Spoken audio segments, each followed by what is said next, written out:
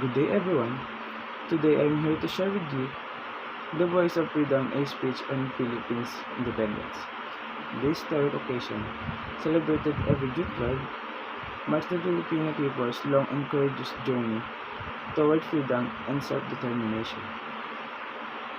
On June 12, 1898, General Emilio Aguinaldo declared the Philippines independence from Spain, unfurled the Philippine flag, and played the national anthem for the first time. The Philippine Revolution began in 1896.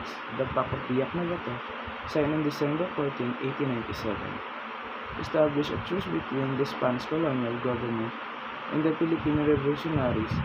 Under its terms, Emilio Aguinaldo and other revolutionary leaders went into exile in Hong Kong after receiving 400,000 Mexican pesos from the Spanish government.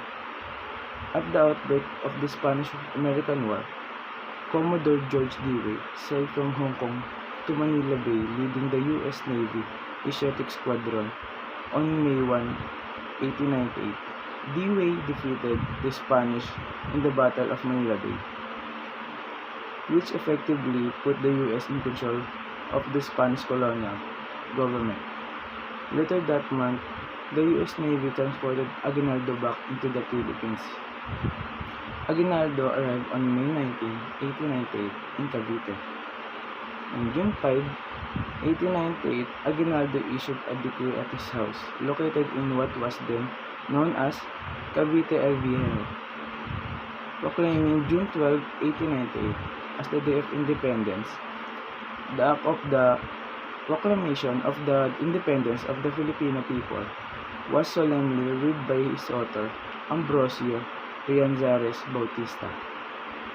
Aguinaldo's war counselor and special delegate, the 21-page declaration was signed by 28 Filipinos appointed by Aguinaldo and the retired American artillery officer, Colonel L.M.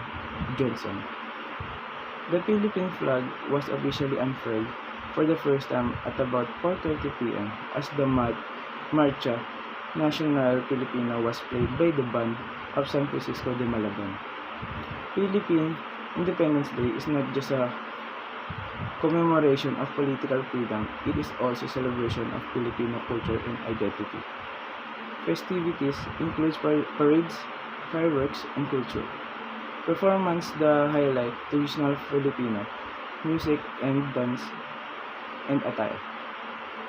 Today we celebrate the Independence Day, and this symbolizes freedom, self-determination, and the birth of a new nation, and make it proud and strong for more generations to come. Thank you and mabuhay, Philippines.